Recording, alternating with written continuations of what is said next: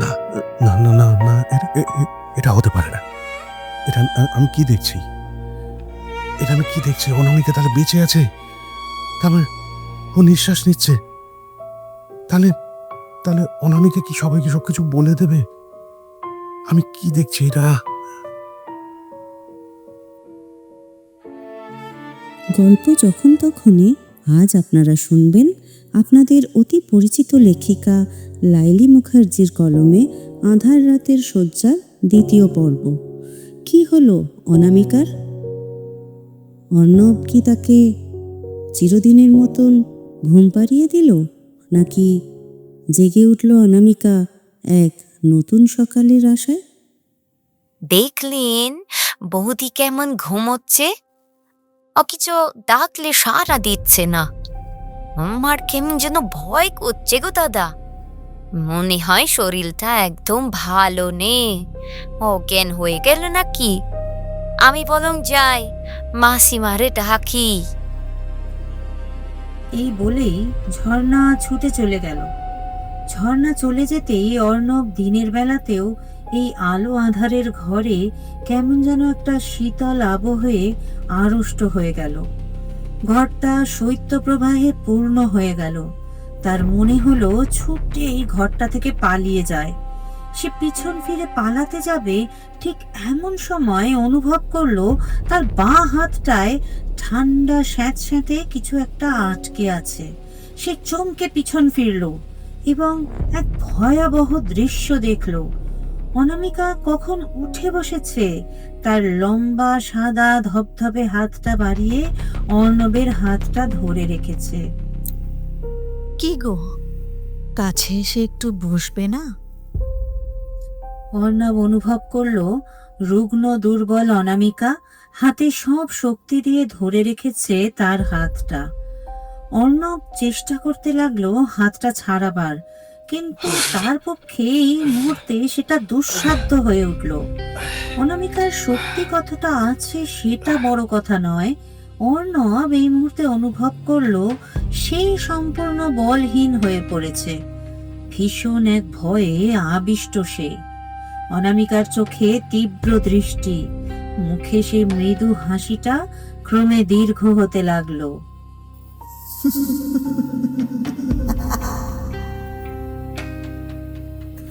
অর্ণবের গলা শুকনো হয়ে গেছে। অনামিকার চোখে গোখর সাপের হিংস্রতা।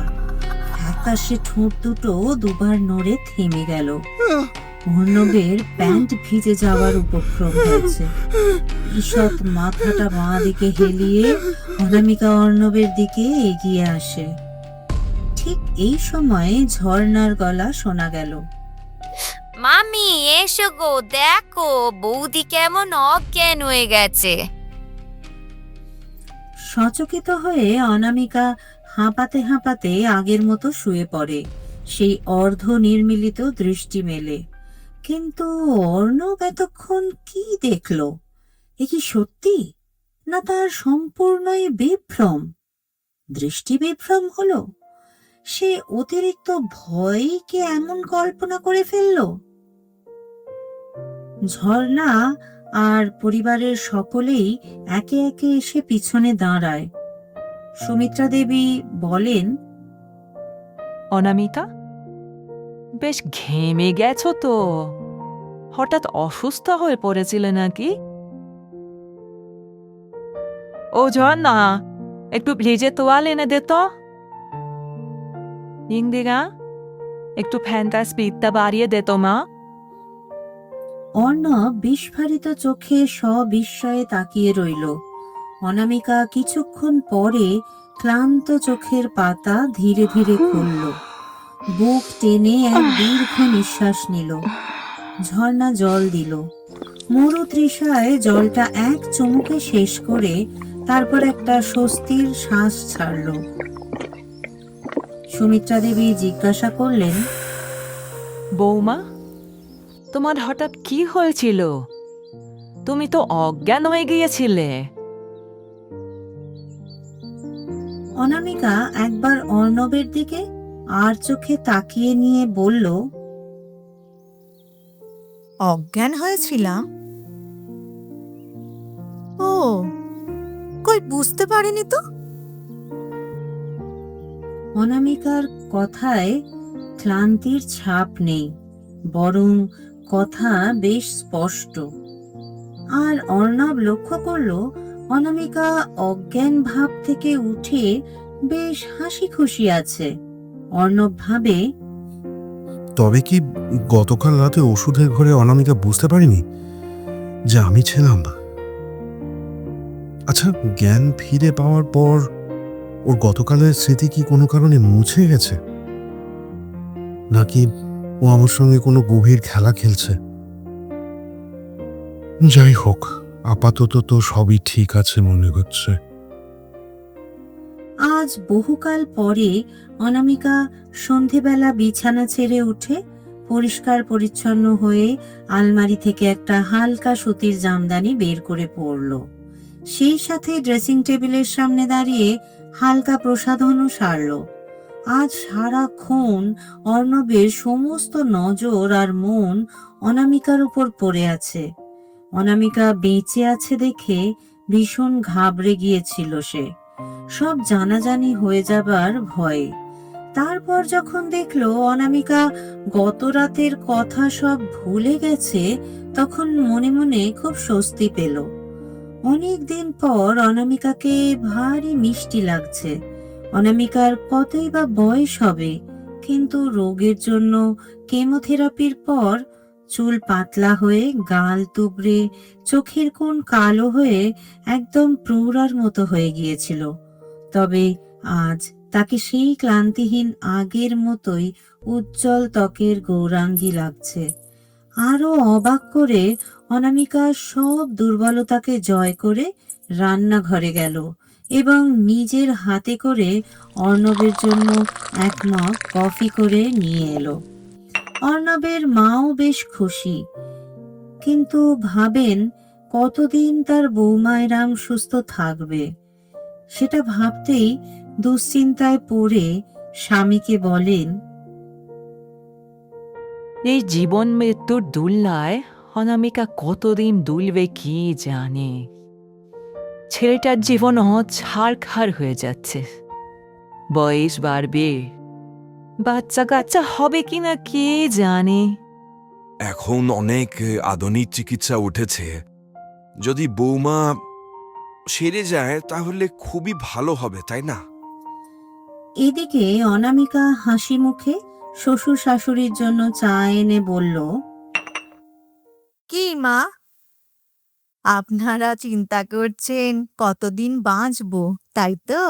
এই না না, বালাই 60, সেটা ভাবিনি বৌমা। বৌমার হাতের চা খেয়ে সুমিত্রা দেবীর মনটাও বেশ আনন্দে ভরে গেল। যেন মনে হলো সব মেঘ কেটে গেছে। এরকম তো কত ঘটনাই ঘটে, ক্যান্সার বিজয়ী মানুষ আজকাল তো প্রায়ই দেখা যায়।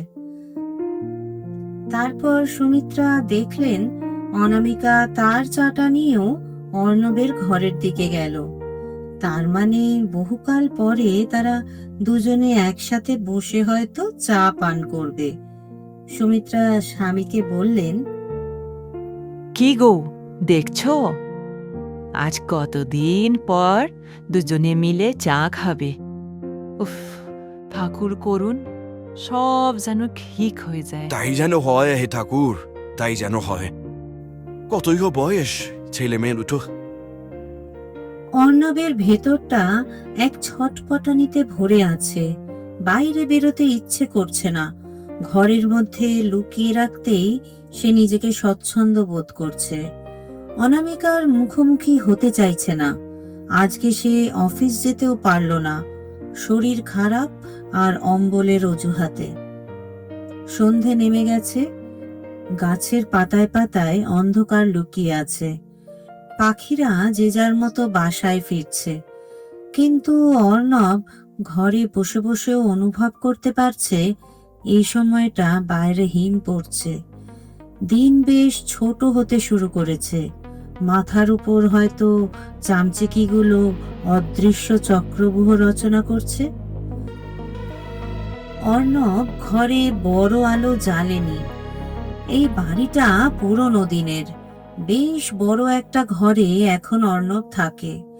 অনামিকা অসুস্থ হওয়ার পর ওর ঘরে, মানে একদা অর্ণবেরও ঘরে এখন আর শোয়ে না সে। এই ঘরে আলোটা একটু কম, ভারী ভারী পর্দা কেমন রহস্য ছড়িয়ে ঝুলে আছে। পর্দা কোনো কারণে নড়ে উঠল মনে হয়, পর্দার পিছনে বুঝি কেউ লুকিয়ে। এতদিন এখানে অর্ণব দিব্যি ছিল, অফিস থেকে এসে মিউজিক সিস্টেমে গান শুনতো, ফোনে চ্যাট করত, আর আরজার সাথে বন্ধনহীন গল্প করত। কেন যে অনামিকাকে সরাতে যাবার দুর্বুদ্ধিটা হলো? আসলে আরজাকে পাওয়ার জন্য তারও মনে মনে প্রবল ইচ্ছে হয়েছিল, আর আরজাও বিয়ের জন্য পিড়াপিড়ি করছিল, না হলে ও আবার হাতছাড়া হয়ে যাবে। অনামিকার জন্য তার হাসি আনন্দ সব বন্ধ হয়ে গেছে, উপরন্তু গাদা গাদা টাকা নষ্ট, স্বাভাবিক দাম্পত্য শেষ, সব সময় দুঃখ প্রকাশ আর দুশ্চিন্তা করতে হবে তাকে। না, অর্ণব তার পারবে না, তার জীবন কি এইভাবেই কাটাতে হবে? সে একসময় অনামিকাকে ভালোবেসেছিল, নতুন সুন্দরী বউকে মানুষ যতটা ভালোবাসে সেই রকমই। এখন অনামিকা তো জীবন মৃত্যুর দ্বৈত দড়ির টানাটানিতে ক্লান্ত। অর্ণব যা করতে চেয়েছিল তা কিন্তু ভুল নয়, এতে অনামিকাও মুক্তি পেত। অর্ণব আত্মপক্ষ সমর্থনে নানান রকম যুক্তি সাজিয়ে নিজেকেই সান্ত্বনা দিতে চাইছিল। আবছা আলোতে অর্ণব চেয়ারে বসে আছে, তার মুখে একদিকে ভালো আলো পড়ছে, আর যে দিকটায় পড়েনি সেই দিকটা যেন চতুর ভঙ্গিমায় আলো আঁধারির সাথে লুকোচুরি খেলছে, মনে হচ্ছে পাথরে খোদাই করা মূর্তি। পেছনে একটা মৃদু খসখস করে শব্দ হলো। অর্ণব সজোরে চমকে পিছনে তাকালো। অনামিকা হাসি মুখে দাঁড়িয়ে, স্নিগ্ধ প্রশান্তি, কোনো অভিযোগ নেই, মুগ্ধ চোখে অর্ণব দেখছে। কিছুদিন আগে হলে হয়তো এই অবস্থায় অর্ণব তার কাছে ছুটে গিয়ে জড়িয়ে ধরত। অনামিকা নিচু হয়ে দুটো কাপ রেখে অপরদিকে চেয়ারে এক হাতে নিজের কাপটা নিয়ে বসলো।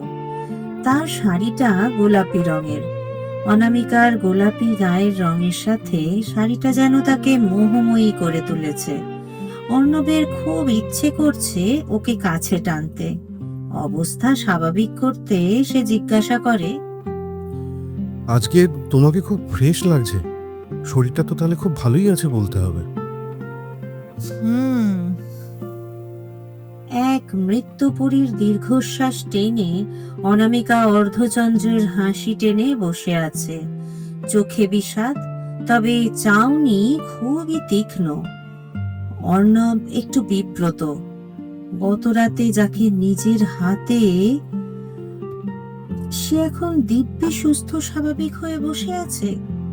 কি বলবে অর্ণব ভেবে পাচ্ছে না। এমন সময় অনামিকা বলে ওঠে, তোমার চা তো ঠান্ডা হয়ে যাচ্ছে।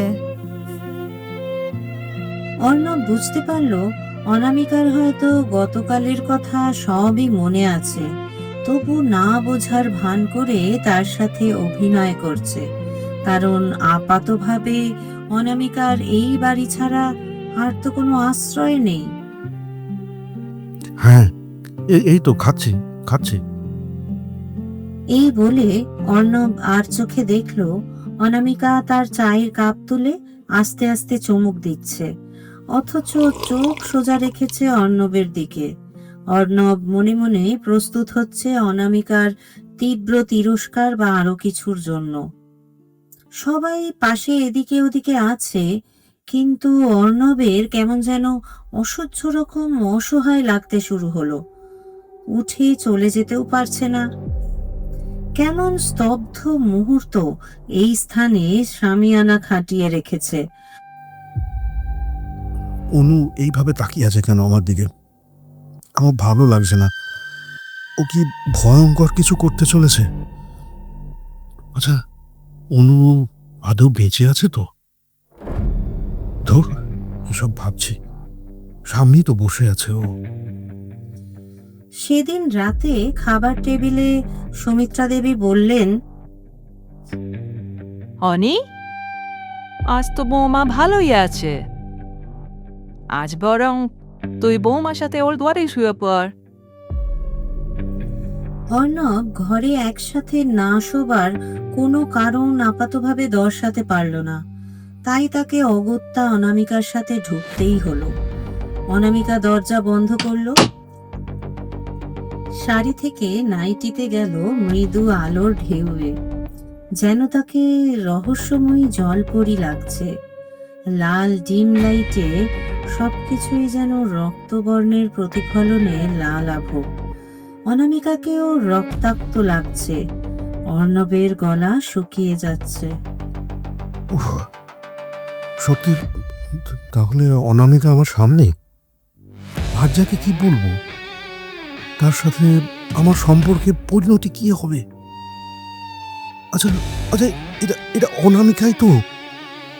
না না, আবার কি সব ভাবছি। উফ, অনামিকা যেন তার ভাবনা বুঝেই তার দিকে জলের বোতলটা এগিয়ে দিল। এই নাও, খাও।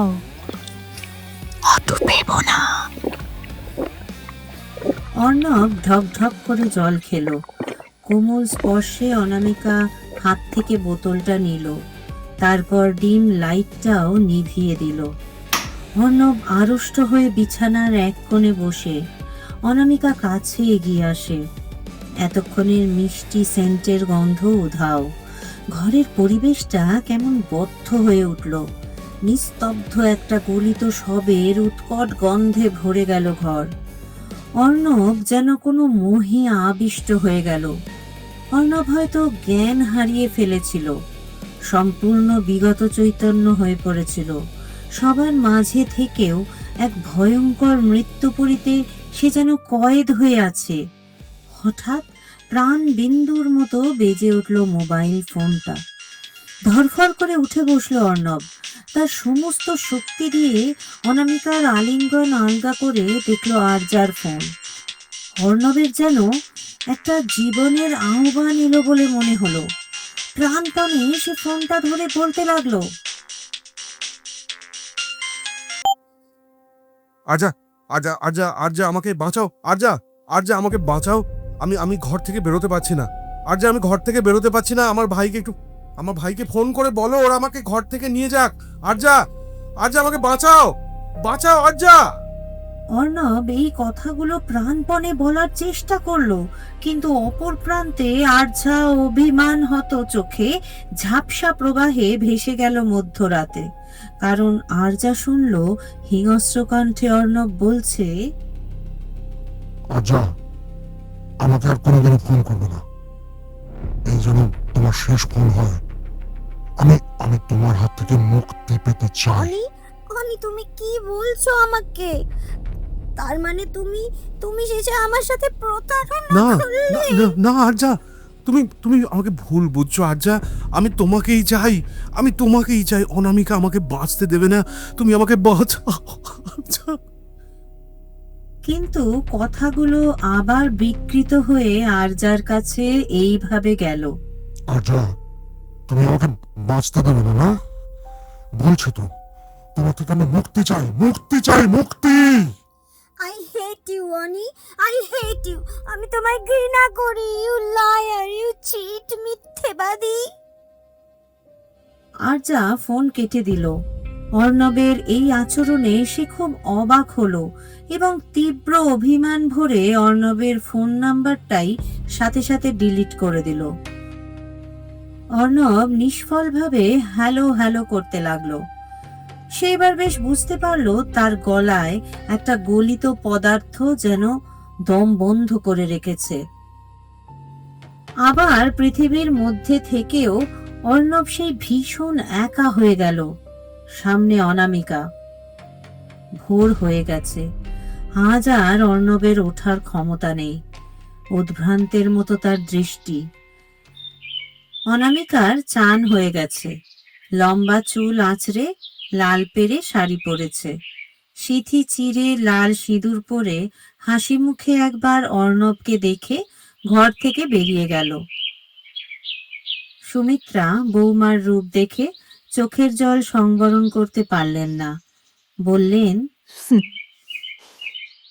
খুব সুন্দর লাগছে তোকে মা, এইভাবে সুস্থ থাক মা। ভয় নেই মা, আমি এখন মরছি না। আমি বরং এখন রান্নার আয়োজন করি। এদিকে অর্ণবের খুব জ্বর এসেছে। সে কিছু প্যারাসিটামল খেলো, জ্বরটা কমেও গেল। দুপুরে অনামিকা তার মাথা ধুয়ে দিল। একটু বিকেলে ভালো থাকলেও সন্ধ্যের দিকে তার খুব মাথা যন্ত্রণা হতে শুরু করলো। আবার জ্বরটাও ফিরে এলো, বেশ হাই ফিভার। আশুতোষবাবু বললেন, যদি কালো জ্বরটা থাকে তাহলে কাল অবশ্যই ডাক্তারকে দেখাতে হবে। মা, মা, ও মা, বাবা, একটু একটু কাছে এসে বসো না বাবা। বাবা দেখছেন? মা দেখছেন তো কিরকম ভুল বকছে জ্বরের ঘোরে। অর্ণব লাল ঘোলা চোখ খুলে একবার অসহায়ভাবে ঘড়ির দিকে তাকায়। বুঝতে পারল সন্ধে হয়ে গেছে, একটু পরে রাত্রি নামবে। তার মশারি ফাঁক করে সেই গভীর রাতে আবার অনামিকা ঢুকবে। মুহূর্ত মুহূর্ত করে রাত্রি এগিয়ে আসছে। অর্ণব শুনতে পেল মা বলল, অনু, যাও মা, আজ আর তোমায় কিছু করতে হবে না। অর্ণিটা জ্বরে পড়ে আছে, তোমারও মনটা ওদিকেই আছে। যাও, ওর কাছে গিয়ে একটু বসো। এই সময় তুমি পাশে থাকলে অর্ণির খুব ভালো লাগবে। কিছু দরকার হলে জানিও। হাতে করে অনামিকা জলপট্টির বাটি আর একটু ন্যাকড়া নিয়ে ঘরে ঢুকলো। অর্ণব ঘরে বসে সবই শুনছে আর মনে মনে মুহূর্তগুলো গুনছে। এবার হয়তো অনামিকা তার কাছে চলে আসবে। আবার সেই এক ভয়ঙ্কর অজানা রহস্যময় মুহূর্ত রচিত হবে। অর্ণব নিজেকে নিয়ে খুব দ্বিধায় পড়ে গেল। অনামিকা দিব্যি সুস্থ ভালোই আছে। অর্ণবের এবার আনন্দিত হওয়া উচিত। অর্ণব তাকে হত্যা করতে গেছিল। তারপর অনামিকা বেঁচে ওঠার পর অর্ণব হয়তো বিষয়টা স্বাভাবিকভাবে নিতে পারছে না। বালিশটা অর্ণব ধরেছিল যতক্ষণ অনামিকা ছটফট করছিল। তারপর ছুট্টে বাইরে বেরিয়ে তালা দিয়ে বিয়ে বাড়ি চলে যায়। তখনও অনুর প্রাণটা হয়তো বেরোয়নি। অর্ণব চলে যাবার পর ও নিশ্চয়ই পূর্ণ নিঃশ্বাস নিতে পেরেছিল। একদিকে ভালোই হয়েছে, না হলে হয়তো পুলিশি ঝঞ্ঝাট হতো। তার চেয়ে এই ভালো। আসলে তার একটা ভয়ঙ্কর হ্যালুসিনেশন কাজ করছে। অপরাধ বোধ থেকে হয়তো তার এই মানসিক একটা বিভ্রম সৃষ্টি হচ্ছে। অর্ণব নিজেকে শক্ত করার এক অক্লান্ত চেষ্টা মনে মনে করে যাচ্ছে। অনামিকা তার স্ত্রী, সে তার অধীনে থাকে। অর্ণব কোনো মতে ওর কাছে ভেঙে পড়বে না, কোনো রকম ভয় বোধ দেখাবে না। অর্ণব নিজেকে মনে মনে শক্ত করে নিল। ঠিক এই সময় খস খস শব্দ হচ্ছে। ইচ্ছে না থাকলেও আপনা আপনি অর্ণবের সমগ্র অন্তরাত্মা অসাড় হয়ে যাচ্ছে। সে বুঝতে পারছে না অকারণ সে নিজের স্ত্রীকে কেন এত ভয় পাচ্ছে। এটা কি অনুশোচনা? দরজা বন্ধ হলো। অনামিকা আলো পছন্দ করে না, আলো নিভিয়ে দিল। আজ অনামিকা একটা ছোট্ট নাইট ল্যাম্প জ্বালালো। লাল রঙের আলোয় সারা ঘরটা কেমন রক্তপুরীর মতো হয়ে উঠল। তাতে জ্বরের ঘোরে অর্ণব দেখলো অনামিকাকে ভীষণ রহস্যময়ী লাগছে। তার চুল খোলা, সে আজ একটা কালো রঙের পোশাক পরেছে। অবাক হয়ে অর্ণব দেখছে অনামিকা কি মধ্যরাতে শুতে আসার সময় ঠোঁটে লিপস্টিক দিয়েছে। তার ঠোঁটগুলো এত লাল লাগছে কেন? অর্ণবকে আকর্ষণ করার জন্যে? অনামিকা মিষ্টি স্নিগ্ধ কণ্ঠে রিনি ঝিনি হেসে উঠল। না, এই হাসিতে কোনো রহস্য বা ভয় নেই। সেই প্রথম প্রথম উচ্ছল অনামিকা যেমন হাসতো, ঠিক সেই হাসি। কিন্তু পরের মুহূর্তেই অর্ণবের দৃষ্টি স্থির হয়ে গেল। সে কি দেখছে? অন্ধকার মায়া জড়ানো লালচে আলোর আভায় অনামিকা খিলখিল করে হাসছে। তার ঠোঁট লাল, তার সাদা মুক্তোর মতো দাঁতগুলো এখন দেখা যাচ্ছে না। তার পরিবর্তে বন্য প্রাণীর মতো যে দাঁত দেখা যাচ্ছে তার রং লাল, একটা কাঁচা মাংসপিণ্ডের মতো। তার জিভ, যেটা তার দাঁত ঠোঁট ঠেলে হাসি থেকে বেরিয়ে আসছে। অর্ণব বুঝতে পারছে তার বিকার বা হ্যালুসিনেশন এক চরম পর্যায়ে চলে যাচ্ছে। এটা সম্পূর্ণ তার নিজস্ব মানসিক সমস্যা। সে কোনো মতে পাত্তা দেবে না। অর্ণবের এবার হঠাৎ করে ঘুম আসছে। অনামিকা তপ্ত মাখনের মতো তাকে আলিঙ্গনে গলিয়ে দিচ্ছে যেন। অর্ণবের ঘুম এক আচ্ছন্ন শান্তিতে ডুবে গেল। যখন সে চোখ খুলল তখনও রাত্রি অজগরের মতো পাক দিয়ে ধরে রেখেছে সমগ্র প্রকৃতিকে। এতক্ষণ অর্ণব ভয়েই আড়ষ্ট হয়েছিল, কিন্তু না, এখন আর সে ভয় পাচ্ছে না। সে নিজের ভয়কে জয় করেছে। অনামিকাকে ধরে সে নিশ্চিন্তে শুয়ে আছে। অনামিকাকে তার ভীষণ ভালো লাগছে। অর্ণব ডাকে, অনু, এই অনু। কতদিন পরে তোমার কোমলতার স্পর্শ আমাকে পাগল করে দিচ্ছে অনু। আমাকে তুমি ক্ষমা করে দিয়েছো তো তাহলে অনু? আমি তো তোমায় ছেড়ে থাকতে পারবো না গো। এখন এখন কোনো ক্ষমা, কোনো অভিযোগ, কোনো কথা নয়। এখন এখন শুধু আমাদের মিলন হবে।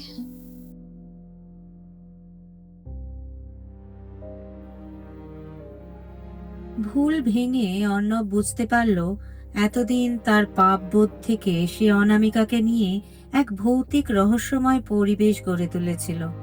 আজকে নতুন করে অনামিকাকে খুব ভালোবাসতে পারল। তার কোনো রকম ভয় লাগলো না। অর্ণব নিজের পরিবর্তন দেখে নিজেই ভীষণ বিস্মিত হয়ে গেল, একটু উৎকণ্ঠিতও হলো। সে আর একদম অনামিকাকে ভয় পাচ্ছে না। এতটা নির্ভীক সাহসী হলো কি করে? কয়েক ঘন্টা আগেও যে অনামিকাকে দেখে আড়ষ্ট হয়ে গিয়েছিল, আর সেই অনামিকাকে এত আলিঙ্গন করছে কি করে? না, তার মন থেকে সব সংশয় কেটে গেছে। যেহেতু অনামিকাকে সে হত্যা করতে পারেনি, তাই তার মন থেকে পাপবোধের ভয়টাও কেটে গেছে। সব থেকে বড় কথা হলো, অনামিকা এই ব্যাপারটা নিয়ে কোনো কথা তোলেনি। অর্ণব অনামিকাকে ধরে নিশ্চিন্তে চোখ বুঝল। পরদিন সকালে দরজা ভেঙে দুটো দেহ বেরোলো। অস্বাভাবিক মৃত্যুর জন্য পোস্টমর্টেম হলো। নারী শরীরটি 3 দিনের মরা।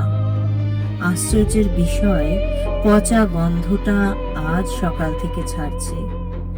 আর পুরুষটির হৃৎপিণ্ড চামড়া ফুঁড়ে বের করে নৃশংসভাবে তাকে হত্যা করা হয়েছে গত রাতে। আততায়ী অধরা।